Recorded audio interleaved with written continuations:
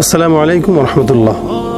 তোহফাতুল বারি শারহে সহিহুল বুখারীর ফাজাইলে মিসওয়াক অধ্যায় একটি ঘটনা উল্লেখ আছে। ইব্রাহিম নাখাই রহমতুল্লাহ আলাই ওনার ব্রেন বা কোনো কিছু উনি মুখস্থ করলে সেটা খুব বেশি মনে রাখতে পারতেন না, ভুলে যেতেন। তো একদিন রাত্রিবেলা উনি ঘুমের ভিতরে হযরত মুহাম্মদ রাসূলুল্লাহ সাল্লাল্লাহু আলাইহি ওয়াসাল্লামকে স্বপ্ন দেখেন এবং তার জেহেনের এই দুরবস্থার কথা হুজুর করিম সাল্লাল্লাহু আলাইহি ওয়াসাল্লামকে উনি বলেন।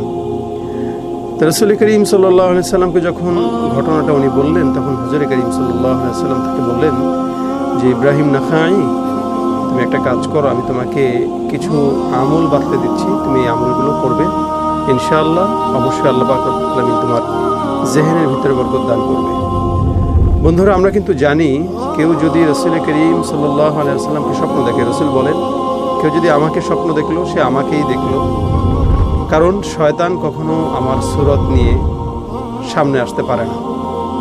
তো রাসূল করিম সাল্লাল্লাহু আলাইহি ওয়াসাল্লামকে স্বপ্ন যুগে যখন দেখলেন, হুজুর করিম সাল্লাল্লাহু আলাইহি ওয়াসাল্লাম এই কথাটাই বললেন যে তুমি 6টি জিনিসের আমল করবে, ইনশাআল্লাহ জেহেন আল্লাহ পাক রব্বুল আলামিন খুলে দিবে।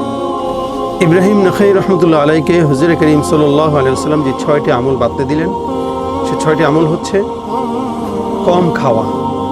আমরা অনেক সময় দেখা যায় খাবার সামনে নিলে আমাদের হুঁশ থাকে না, যদি খাবার মজা হয় তাহলে তো আরও অবস্থা করুণ হয়ে যায়। এমন খাই যে আমরা উঠতেও পারি না, নড়তেও পারি না, ঘুমানো ছাড়া কোনো উপায় থাকে না। আর খাবার এটা এমন একটা জিনিস, যত খাবে তত এটার আগ্রহ বাড়ে এবং তত খেতে মন চায়।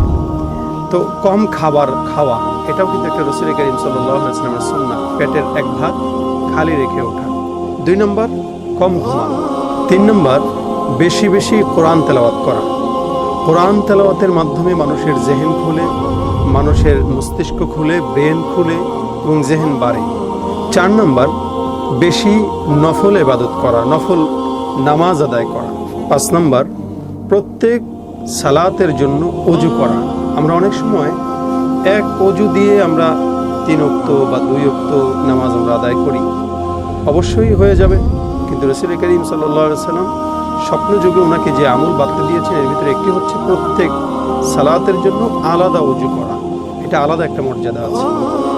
6 নম্বর যেটা, সেটা হচ্ছে প্রত্যেক ওযুর আগে মিসওয়াক করা। প্রত্যেক নামাজের আগে ওযু করবে, প্রত্যেক ওযুর আগে মিসওয়াক করবে। এই 6টি আমল রাসূল করিম সাল্লাল্লাহু আলাইহি ওয়াসাল্লাম হযরত ইব্রাহিম নাখাই রাহমাতুল্লাহ আলাইকে বাতলে দিলেন। উনি বলেন, আমি ঘুম থেকে ওঠার পরে এই 6টি আমলের উপরে আমি যত্নবান হওয়া শুরু করলাম।